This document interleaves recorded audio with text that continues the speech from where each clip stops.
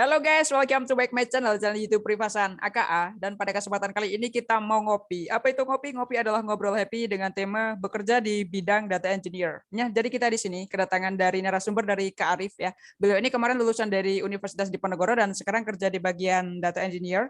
Pokoknya kita di sini bakalan ngobrol terkait banyak hal guys, baik itu dari cara masuknya gimana, kemudian kerjanya ngapain aja, suka dukanya, dan tentunya masih banyak lagi. Oke, sebelumnya saya ingatkan kembali bagi teman-teman yang belum subscribe channel YouTube ini, silahkan di-subscribe terlebih dahulu agar nantinya menerima notifikasi ketika kita mengupload video terbaru. Kayak gitu, guys. Seperti apakah keseruan ngobrol kita pada hari ini? Pokoknya langsung aja check it out. Halo Kak Arif. Halo Kak Rifa. Wah, Gimana udah lama kabarnya gak Kak ketemu sekarang? nih ya. Iya benar. Alhamdulillah.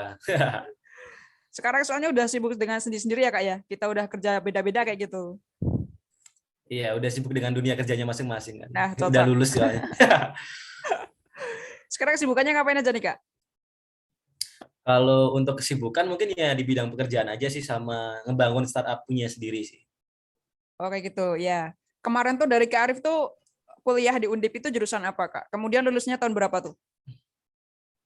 Kalau untuk kuliah sih jurusannya jurusan statistik ya. Untuk lulusnya baru lulus kemarin sebenarnya 2021 ini. eh, untuk sidangnya bulan Mei, tapi baru wisudanya ikut yang Agustus ini kemarin. Oh, berarti Tepatnya sih tanggal S1 ya Kak 26. ya? Iya, S1. 4 Oh, tahunan. oke. Jadi kan kita di sini kemarin dapat request Kak dari teman-teman semua terkait dari Kak ini dong buatin video seputar dari apa namanya? Kayak Data ya? apa namanya?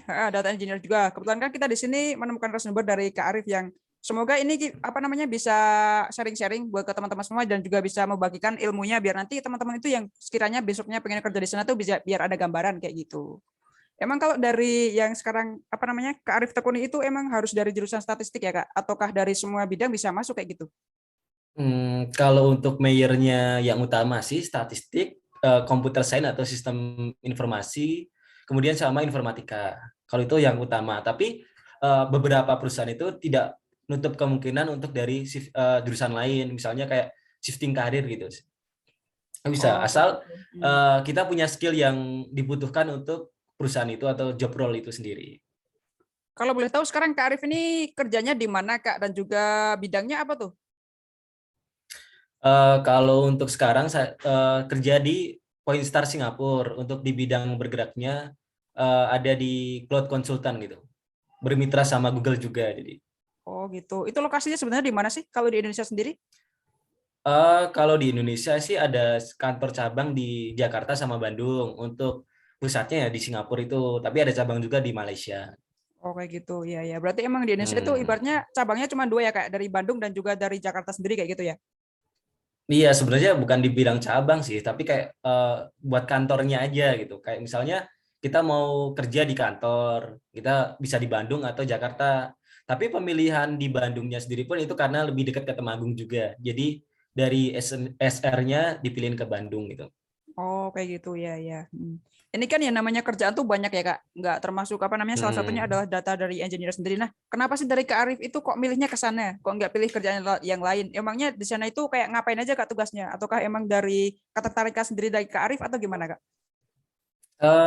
Untuk itu sebenarnya awalnya kan kalau statistik kita lebih menjurus ke data analis, tapi kemudian aku cari-cari lewat searching, browsing dan lain-lain, trending sekarang itu ke data science. Kemudian aku sempat ngikutin bootcamp data science di Bimbing, terus ngikutin kayak belajar-belajar tentang data science. Tapi kemudian aku kayak sadar tuh kalau data science tuh kayak butuh analisis, business intelligence, kayak data preprocessing dan lain-lain. Nah, aku pengen belajar itu dari awalnya data pre-processing, nyiapin data itu gimana. Makanya aku mencoba apply ke data engineer dan alhamdulillah keterima di sini. Oh gitu ya ya. Berarti Hmm. apa ya? Pekerjaan yang pertama kali ya Kak? Masih fresh graduate gitu. Melamar pertama kali atau Iya, pertama gimana tuh? kalau dihitungnya sih pertama kali terus setelah fresh graduate gitu ya. Oh iya, berarti Baru beruntung awal banget ya ini. Kak bisa masuk ke sana kayak gitu. Iya. Iya, Soalnya kan beruntung banget pas mm, pas wisuda, pas dapat kontraknya. iya, soalnya kan sekarang kalau nyari kerjaan tuh sulit ya Kak ya. Berarti kan ini ibaratnya emang udah beruntung banget dari Kak Arif itu bisa masuk ke sana kayak gitu Kak. Iya, alhamdulillah. Itu sebenarnya perusahaan tuh lebih spesifik masuk ke apa Kak? Atau emang utamanya itu adalah kayak bagian analisis data kayak gitu? Atau emang lebih spesifiknya kemana? Hmm, Kalau spesifik sih kita lebih ke ya bisa dibilang yang cloud consultant itu. Jadi dia lebih masuk ke misalnya kita mengenali kayak produk dari Google-nya sendiri gitu. Kalau dari Poinstar sendiri kita nawarin kayak Google Workspace dan lain-lain. Jadi lebih merubah suatu workspace dari suatu company biar lebih ke digital gitu, kayak membantunya gitu. Apalagi sekarang kan pandemi, jadi semua perusahaan itu bekerjanya secara digital gitu. Jadi bakal butuh banget cloud konsultan gitu. Oh kayak gitu. Berarti itu ibaratnya apa ya? Kerjasama sama berbagai perusahaan gitu Kak. Buat apa namanya buka ya namanya WordPress kayak gitu ya? Iya, jadi nyiapin workspace buat perusahaan mereka gitu. Kayak kita kan ada juga beberapa produknya itu seperti Meraki. Nah, kalau Meraki itu kayak eh, jadi perusahaan atau company itu bisa ngecek nih, misalnya aset-aset perusahaan itu dipakai buat apa aja.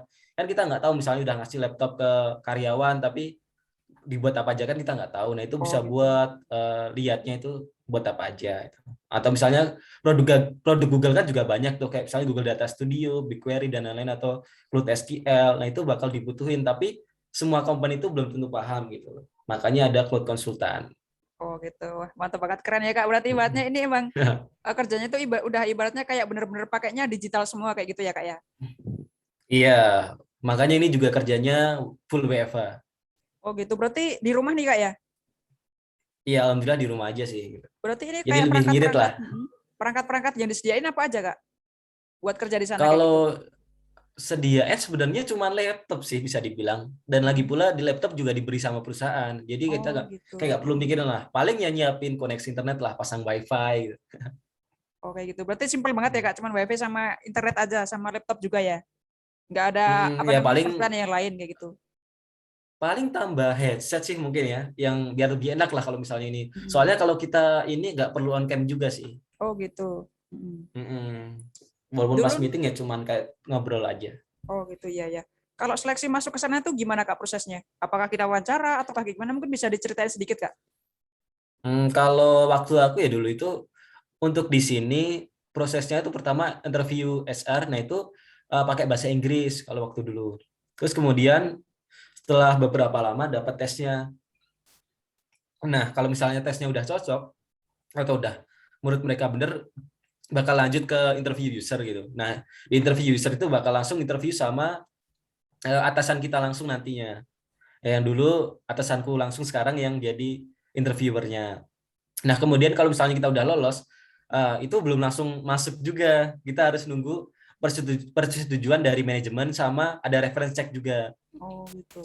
Nah, misalnya nih kamu pernah kayak internship atau pernah bekerja sebelumnya nih. Nah, Mm-mm. nanti ada form reference check buat diisi. Jadi bakal dari perusahaan yang kita lamar itu bakal ngontak atasan kita sebelumnya gitu. Kayak misalnya nanya, Arif itu dulu sebenarnya gimana sih, tingkat belajarnya gimana, waktu bekerja gimana gitu. Oh iya iya iya. Mm. Ada kayak psikotes gitu nggak Kak? Kalau psikotes ada, jadi setelah reference check atau pas eh ya setelah reference check itu ada ini lagi personality test. Jadi waktu aku ada personality test sama 16 personality test sama yang itu loh, personality test yang DIS itu loh. Aku nggak tahu ininya. Terus ada lagi tes juga, kita cepat ngetik keyboardnya itu seberapa cepat gitu. Oh gitu. Berarti ini tesnya emang macam-macam ya Kak. Baik itu kecepatannya, kemudian ibaratnya kayak dia ingat kita, terus kayak psikotes dan juga masih banyak wawancara-wawancara kayak gitu ya. Nah, kalau untuk tesnya ya tes untuk data engineer ya waktu dulu. Mm-mm. Soalnya tes dan lain-lain itu tiap perusahaan bakal beda ya. Soalnya yang aku jalanin dulu itu beda. Ada lagi sampai sempat di perusahaan sebelumnya aku udah keterima juga, itu interviewnya sampai satu dua tiga kali. Nah itu sampai direkturnya juga malah. Oh gitu. Nah, itu tergantung perusahaan juga. Tapi ini kemarin pelaksanaannya full online ya Kak ya? Alhamdulillah full online. Jadi nggak perlu mikir duit lah Oh iya buat betul. kesana. Mm. Oke Kak lanjut. Ini Buat kan tanda tangan kontrak ya. berapa bulan kontraknya Kak? Kalau pertama sih probation ya, seperti rata-rata pada umumnya. Nah, setelah probation selesai nanti jadi karyawan tetap gitu. Tapi, nah itu Oh kayak gitu. setelah probation kelar. Kira-kira ada jangka waktunya berapa lama gitu? Misalnya berapa bulan ataukah gimana Kak?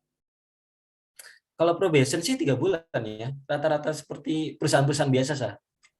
Itu ibaratnya Kayak kayak data masih training analis, gitu nggak sih? bisa dibilang ya training ya. Mm-mm. Oke, biar nanti ibaratnya kita lebih mempersiapkan buat nanti kita jadi karyawan tetap ya gitu ya berarti ya. Tapi ya kalau misalnya dilihat sih kayaknya sama aja sih, cuman Oh namanya gitu. aja. Benar. Hmm.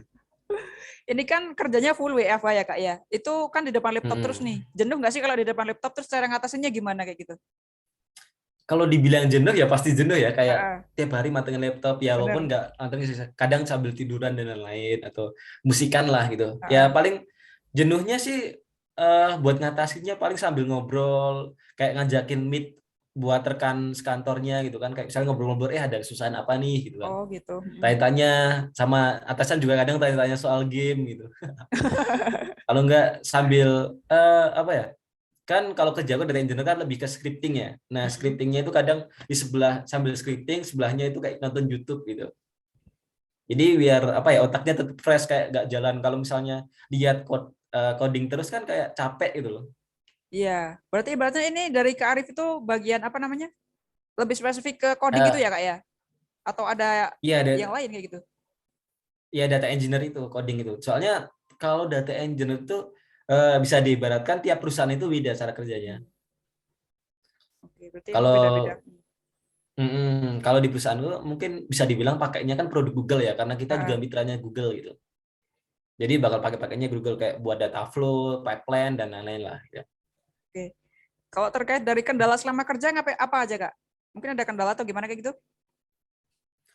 Kalau kendala sih karena mungkin WFH aja ya, kayak kita nggak ketemu sama teman kantor ya, mungkin nggak bisa terlalu deket gitu kan, nggak ada Heeh. kayak misalnya pulang kantor makan yuk gitu kan, makan Benar. bareng kan susah gitu. Nggak Atau ada ngopi nongkrong-nongkrong gitu bareng habis, juga.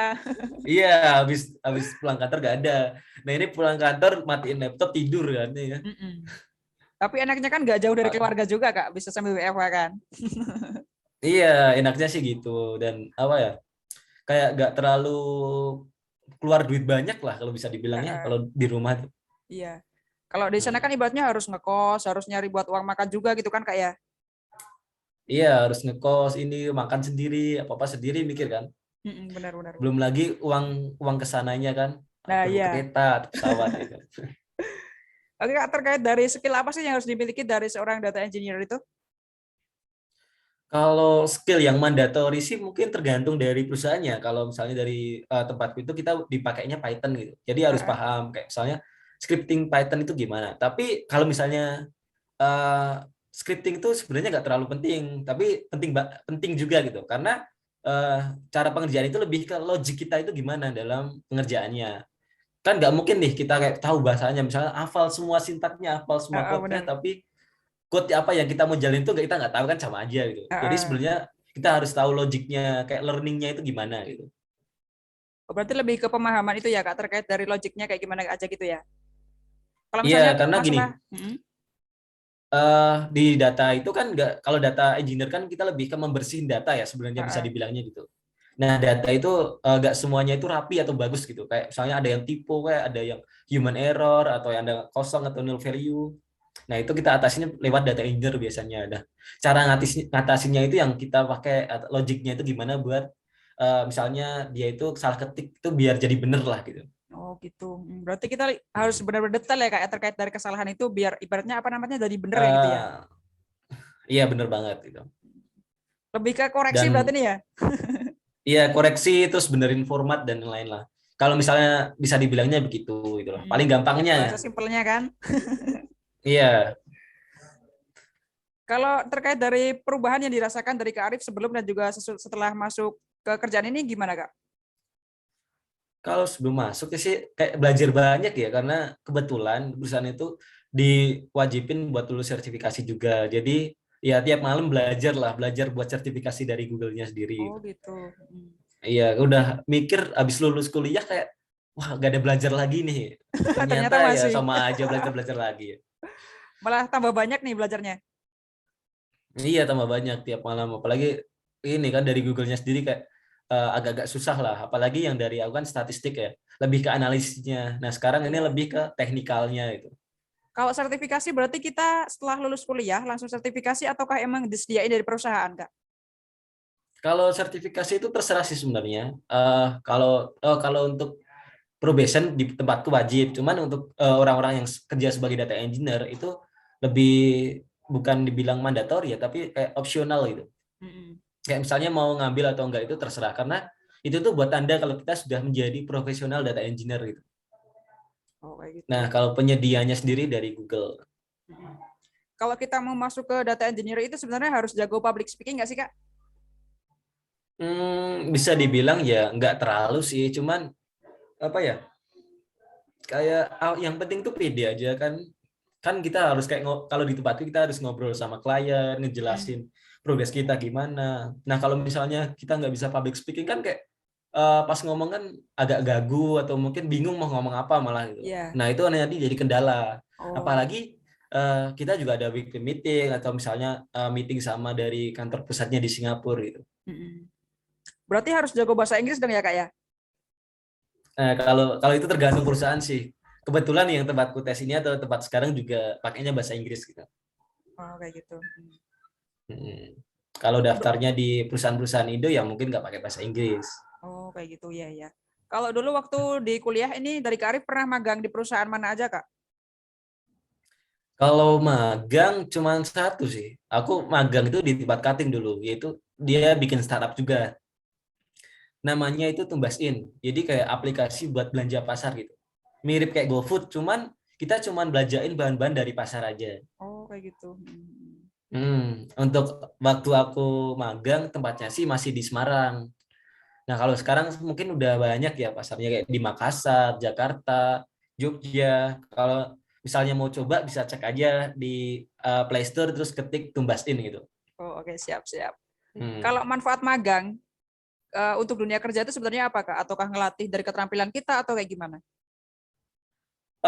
Baik, kalau misalnya bisa dibilang kayak banyak banget apa yang bisa diambil dari magang ya. Kayak kita dan tergantung juga sih kita magangnya di mana, karena dari magang kita bakal tahu nih kayak dunia kerja itu gimana, ininya gimana itu. Lagi pula ada juga misalnya magang di tempatku dulu itu kita disuruh belajar lagi nih. Eh, Cutting itu nyuruh kayak belajar ini besok bakal dipakai di dunia kerja, dan itu skill emang sekarang emang kepake banget kayak buat data science atau di bagian statistik gitu. Ya, berarti emang dari magang itu ibaratnya kayak ngelatih kita sebelum ke kerja gitu ya, Kak ya?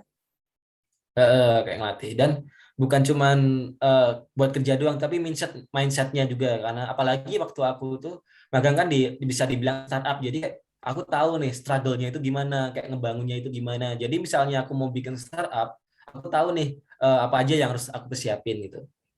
Oh, kayak gitu. Kalau bedanya kuliah yang dulu nih dari Kak Arif ini jurusan statistika sama sekarang kerjaan itu emang bedanya gimana sih, Kak? Ataukah emang kalau kuliah itu kebanyakan teorinya, terus sekarang kayak prakteknya tuh kita banyak bedanya atau gimana, Kak?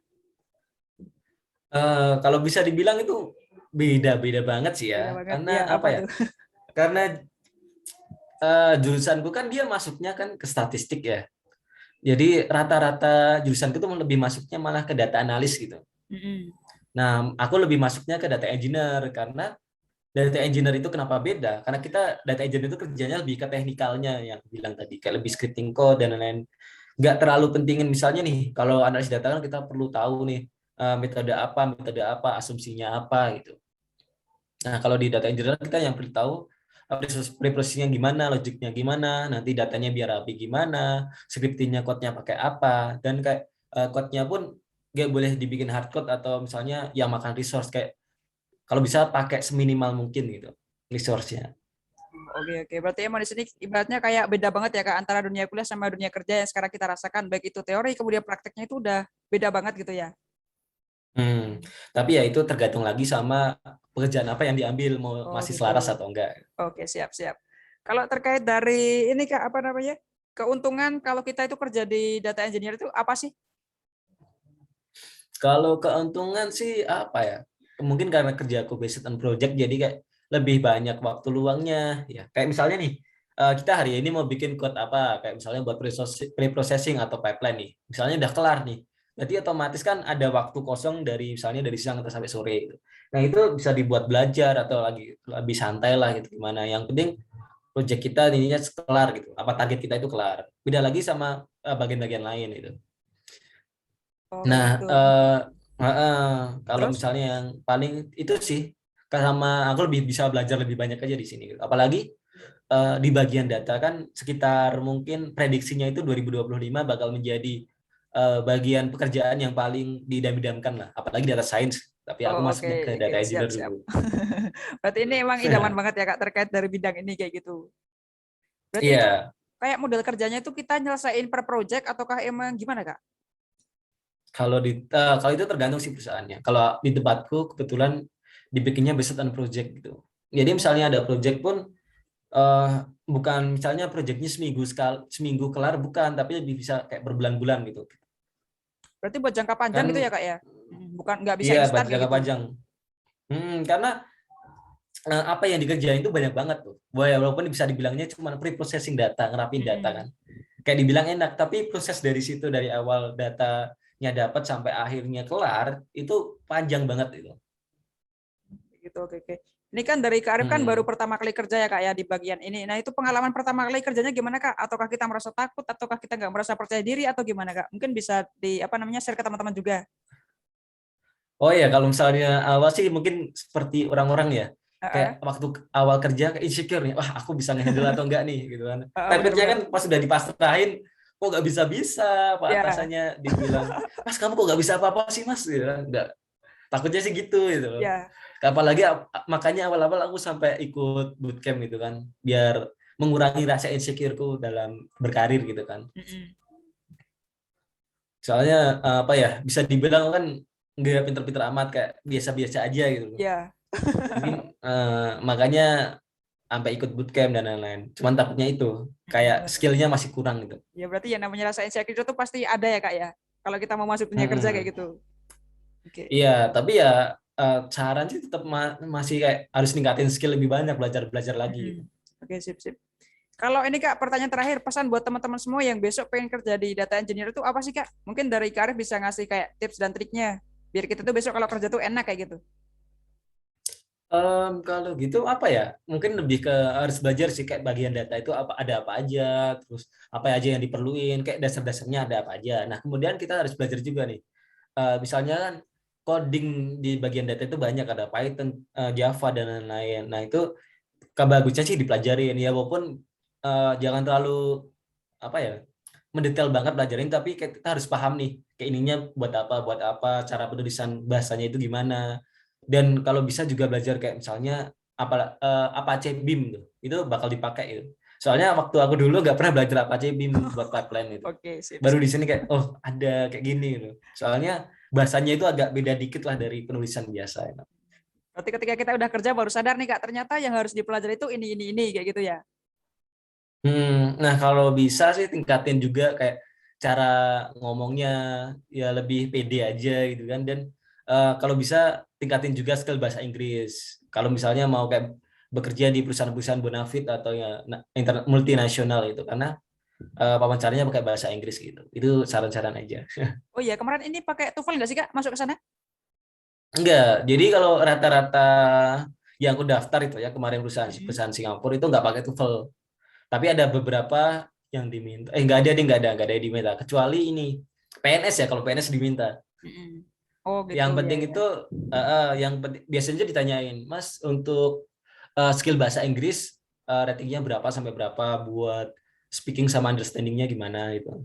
Oh, Nah nanti misalnya bakal ditanya juga, Mas berkenan nggak kalau misalnya kita wawancara pakai bahasa Inggris, karena nanti kemungkinan kerjanya pakai bahasa Inggris gitu. oke, berarti emang berarti di sini bahasa Inggris perlu banget ya Kak ya, terkait dari buat proses kesananya kayak gitu. Iya, tapi ya terlepas juga kayak tergantung nanti daftarnya mau kemana atau tujuannya mau Oke, kemana. siap, siap. Ada lagi Kak yang mau ditambahin atau cukup? Mungkin itu aja sih. Oke, siap. Karena selebihnya kan mungkin ya buat tingkatin skill-skill aja. Mungkin mumpung masih keluar kan ikut-ikut Iya benar. webinar kok atau pelatihan apa. Apalagi sekarang kan online. Banyak banget pelatihan-pelatihan gratis yang bisa bisa Iya, didaftarin itu. oke, siap, siap. Ini emang apa namanya ilmunya terkait dari data engineer ini ibaratnya apa ya sangat bermanfaat bagi banget buat kita di video kali ini. Pokoknya semoga apa ya informasi yang diberikan dari Karif itu bisa memberikan sedikit edukasi dan juga pengetahuan buat teman-teman semua yang besoknya pengen kerja di data engineer juga. Terima kasih buat teman-teman semua yang udah menonton video ini sampai habis, dan juga terima kasih buat Karif yang udah mau sharing-sharing dan juga membagikan ilmunya kepada teman-teman juga kayak gitu, udah nyempetin waktunya juga. Pokoknya dari teman-teman semua Oh jangan ya. lupa untuk tunggu dari video-video kami berikutnya yang insya Allah akan semakin menarik dan juga semakin asik kayak gitu. See you the next time video. Dadah. Oh ya.